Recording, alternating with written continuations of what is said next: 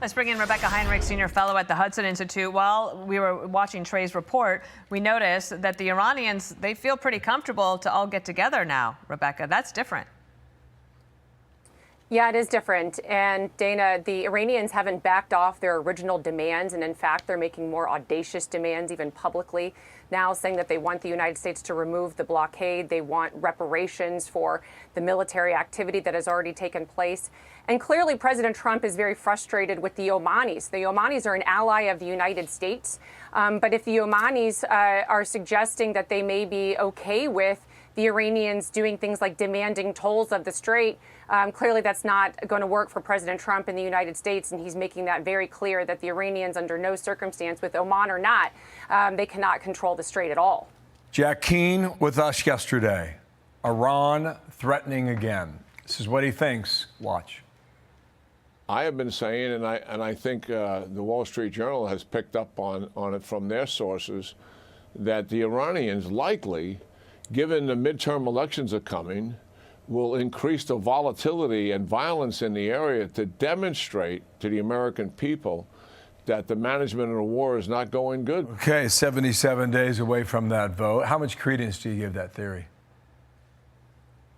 I think that that's right. I mean, President Trump clearly has settled into this preference of a strategy to dry up the Iranians' ability to reconstitute some of their military by this economic blockade, by increasing sanctions, and then by trying to get some ships, as many as we can, along the coast of Oman. But as you just heard from Jack Keane, we do know that the Iranians are going to be busy trying to do exactly what we don't want them to do, which is reconstitute their military forces. And they're going to try to embarrass President Trump by shooting at these ships in the Strait and by trying to undermine his efforts to move oil. And they're going to do it because they understand that the election is coming up and President Trump does not want to resume military operations. And so I'm of the mind that the sooner the better. The United States does have to resume military operations alongside the Israelis, who have been very helpful for the United States in degrading the Iranian capabilities. And we also heard from Jared Kushner, who had met with the Hamas, and he spoke to Trey Yingst. He gave a little bit more detail on those conversations. Watch here.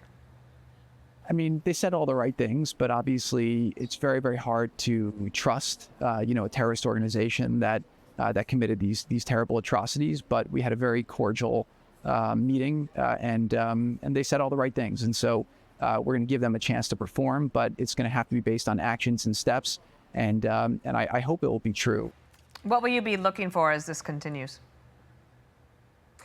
Well, I mean, Hamas has to actually completely lay down their arms and comply with this effort to destroy essentially all of the tunnels that Hamas has dug along Gaza before the Israelis can leave the area. And so I think that the magic words from Jared Kushner there was that he gave to reporters is that the United States is not going to pressure Israel at all to leave the region until Hamas is gone.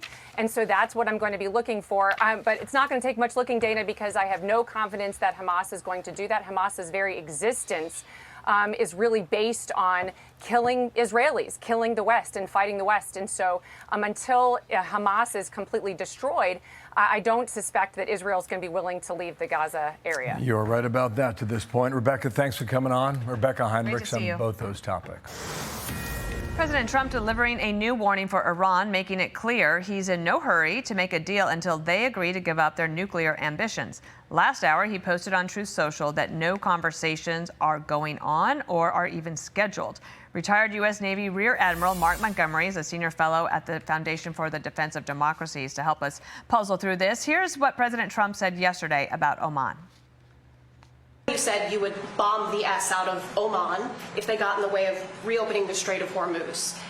Would you say you're out of patience with Oman, a strategic partner? No, I don't think they behave very well, but we'd handle them very easily, just like we do other things.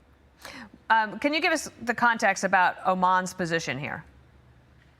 So Oman is on the southern end of the Strait of Hormuz and Iran on the northern edge. And so geographically, they both are very involved in it. Now, as you know, the Strait of Hormuz is an international transit way.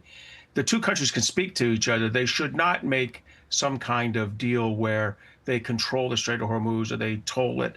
I'm not sure Oman is attempting to do that. Oman is a long-term ally or partner of the United States. I think that they've been helpful for us in creating a very southern transit scheme through their waters over the last 4 months. But the president, I think his warning was overdone, but the president was attempting to remind them that they should adhere to international law when having any discussions with Iran. What do you make of some say that Oman and Iran are thinking about doing this tolling system in the Strait of Hormuz? Well, certainly Oman didn't have that intent originally, right? Oman's they're a victim of Iran in the sense that Iran has actually bombed them several times over the last 6 months. I think Oman is looking, and Qatar, who's the intermediary, are looking for a way through this so they can get flow going back through. But Oman had better be careful here. I mean, they are a partner of the United States, and President Trump clearly does not want a solution that includes tolling or fees of any kind. And I think in the end, Oman will bend back towards the U.S. point of view on this. But the lack of any U.S. IRGC or U.S. Iranian discussions are probably forcing this issue forward. Okay, let's also ask you about this because Jared Kushner has been there. Well, he's been everywhere helping the president. In particular, he was talking about his conversation with Hamas officials yesterday. He spoke to our own Trey Yinks. Here's part of that interview. You met with Hamas officials yesterday. Do you think they're genuine about peace? I mean, they said all the right things, but obviously it's very, very hard to trust, a terrorist organization that committed these terrible atrocities. But we had a very cordial meeting, and they said all the right things. And so we're going to give them a chance to perform, but it's going to have to be based on actions and steps. I think he sounds, skeptical. Of course, Hamas would say all of the right things. The question is, what will they do, and how would we know? How will you assess that? Well, look, I'm glad he took that that was a very skeptical answer, and he's right. I mean, this is a terrorist organization that's been a terrorist organization for decades. It's vowed the end, from the river to the sea, the ending of the Israeli state and the genocide of the Israeli people. So there's the old Reagan axiom, trust but verify, is trust but verify, verify, verify with these guys, because I don't trust them. I don't think you can get a true agreement out of Hamas, and I think Jared Kushner was kind of reflecting that in his answer. Indeed. All right, Mark Montgomery, we appreciate you coming on the show, and say hello to your colleagues over there at FDD. Thank you, ma'am. Be sure to like and subscribe for all the Fox News latest on YouTube and catch full shows streaming now on Fox One.